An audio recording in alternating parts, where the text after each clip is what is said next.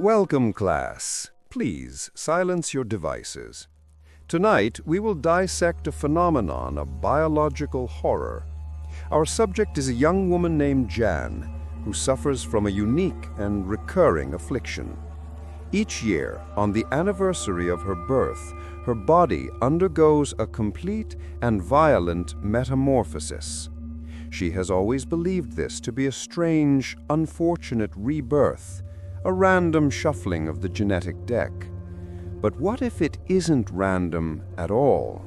What if each new face, each new body, comes with a history that has just been vacated? Let us observe the case of Jan's 27th birthday. Pay close attention. There will be questions at the end. For Jan, birthdays were not a celebration of life, but a countdown to a biological demolition. The routine was a grim ritual. Light the candles, blow them out, smile through the song. The party, the friends, the drinks, they were all a flimsy curtain drawn before the main event, because she knew, with the certainty of 26 years of experience, that when the clock struck 3:27 a.m., the performance would begin. It starts without pain, but with a symphony of grotesque sound, the wet pop of a femur dislocating, the sickening crunch of a ribcage collapsing inward, the high-pitched whine of skin stretching past its limits. The air fills with the coppery tang of blood and the butcher shop smell of marrow. For 10 minutes, her body is an ugly, violent construction site. She has never gotten used to it. The simple act of opening a soda can would make her flinch for days afterward. Her mother, in a well-meaning but ultimately futile attempt at comfort, calls it a family trait, a bizarre genetic lottery. She speaks of a cousin in Fresno who endures a similar, albeit more frequent, transformation. To Jan, it feels less like a quirk and more like a curse. This year, for her 27th transformation, she didn't even try to sleep. She lay atop a plastic sheet on her bed, a practical measure learned through years of stained linens, and scrolled on her phone, watching the minutes tick toward 3:27. It came with a slight twinge in her bones, the only warning she would receive. She braced herself, focusing on her breathing as the cascade began. Her ribs went concave, her fingers bent backward at impossible angles. Her teeth shifted in their gums, a dry grinding that vibrated through her skull. And then, as suddenly as it began, it was over. Silence returned. She wiggled her new toes first, a system check. Everything seemed to be in working order. This time she felt taller, a few inches perhaps. She swung her longer legs over the side of the bed and padded to the bathroom to inspect the results.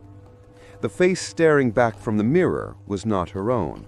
Of course, it never was. Last year's face had been soft, trustworthy. This one was sharp, high cheekbones, a pointed chin. When she tested a smile, a crooked right incisor gave her a predatory look. She cycled through expressions, anger, joy, despair, each one feeling alien, like a poorly fitted mask. This face, she decided, looked mean. Her phone buzzed on the counter, her mother right on schedule. "Hey, sweetie," her mother's voice chirped, too loud in the quiet bathroom. "Ooh, I like this one. You look very svelte." "Hey, Mom. Did everything go all right? No hiccups this time?" Her mother's perennial fear, ever since the 4th grade incident where Jan's leg had set facing the wrong direction. "No, Mom, no hiccups." "Well, that's great. I'm very proud of you." Easy for her to say, Jan thought. She'd kept the same face her entire life. Her mother squinted through the screen. "You look a little familiar," she mused. "Did you have this face once before?" The question was a new one. A repeat had never happened. No, I'm pretty sure it's new. Are you sure? I could have sworn I've seen you somewhere before. I'm your daughter, Mom, Jan sighed, the absurdity of her life pressing down on her. She cut the call short, promising to phone back tomorrow. Alone again, she stared at the judgmental stranger in the mirror. She was tired. The transformation, while painless, was utterly draining. She crawled back into bed, her new, longer feet poking out from under the too short sheets, and fell into a deep, immediate sleep. 3 hours later, her alarm shrieked. Work, the mundane reality after the supernatural horror. Her clothes fit all wrong. Her pants were now capris, her shirt baggy in the chest. The walk to her car was quicker, the benefit of a longer stride, but it drew the usual stares. Her neighbors were accustomed to seeing a new woman emerge from her apartment every year, but one young girl let out a sharp gasp, her face draining of color, a stronger reaction than usual. The drive to the PR firm was the usual misery of gridlock and bad radio. On the news segment, a perky host mentioned a death. Killed in a drunk driving accident at 3:15. Jan, annoyed, changed to station. Dad rock. She swerved past a slow Volvo, offering a rude gesture. Her new voice, she noted, was louder, harsher. The office was chaos. The TV on the wall was blasting the news, a rare occurrence. The anchor looked somber. Some celebrity had died. Jan's new body already ached with a headache. She found Holly, the lead receptionist, at the center of the storm, calmly chewing gum and scrolling on her phone. "Morning," Jan said. "You know what's going on?" Holly blew a bubble, then finally looked up. Her jaw dropped. "Whoa, you look different." "My birthday was yesterday, Holly," Jan said, exasperated. She'd worked here for 5 years. Holly chewed thoughtfully, studying her face. "You look kind of familiar." "Really?" "Yeah," I snapped her fingers. "Got it! You look just like my cousin Hannah." A moment's thought. "I mean, it could be worse." She turned back to her phone. "Oh, by the way, Lucy wants to see you, before you get coffee." A meeting with Lucy, the big boss, was never good. As Jan approached the office, another assistant ran out weeping. The pit in her stomach grew. "Come in," Lucy's voice was unnervingly cheerful. Jan entered the zen-like office, bracing herself to be fired. But when Lucy turned, saw her, and burst into tears, Jan was utterly shocked. "Thank God you're all right," she sobbed, wrapping her in a suffocating hug. Yeah, I'm fine," Jan said, patting her awkwardly. "This happens every year, Lucy.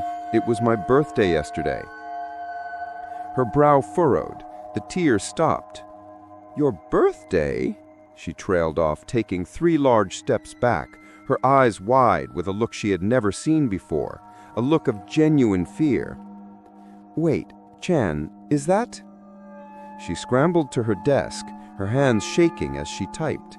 She beckoned Jan over to the monitor, her face grim. On the screen was a news article. The headline read, "Young Starlet Killed in Accident." The story detailed the death of supermodel Megan Rogers, killed in a head-on collision with a drunk driver at 3:15 that morning, just 12 minutes before Jan's own transformation began. Jan knew the name. Megan Rogers was a new, high-profile client for the firm. Sad, of course, but it had nothing to do with her. "Explain this," Lucy said, her voice a low command. "I'm not sure what you're talking about." "You will be in a second." Lucy scrolled down, and that's when Jan saw the picture. A professional headshot of Megan Rogers. The same strong nose, the same brown eyes, the same slight twist to the upper lip, the same crooked right incisor. It was the face, her face, the face she had woken up with, a face that was new to her, but intimately, impossibly familiar. It was the face of a dead woman. But it couldn't be, because it was her face, clear as day, staring back at her from the screen. The comments from her mother, from Holly, suddenly clicked into place with horrifying clarity. They had seen this face before, on magazine covers, on television. "Now, I know about your little situation," Lucy said, her voice trembling, "but you can see why this might leave me with a few questions."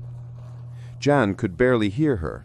The foundation of her reality had crumbled into dust.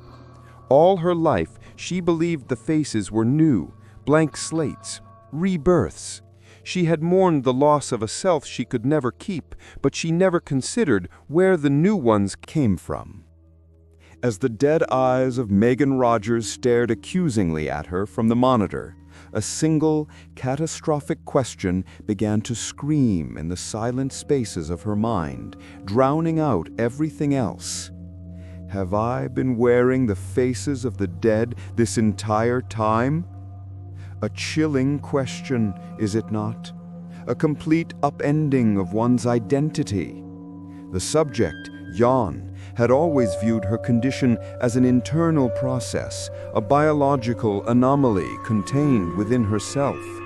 But this new data suggests something far more parasitic. Is her body a vessel? A biological vacuum that, in the moments of its own transformation, latches on to the nearest, most recently vacated form? Does she unknowingly steal the identities of the recently deceased? And if so, how many of her 26 previous faces belonged to women who met an untimely end at 3:15 a.m. on the day of her birth? That is the true horror of this case. The realization that you are not being reborn, but are, in fact, living evidence of someone else's death. You are the unwilling, unknowing inheritor of a ghost's flesh. Ponder that. Consider the stranger you see in the mirror each morning, and ask yourself, who were they before they were you? Class dismissed.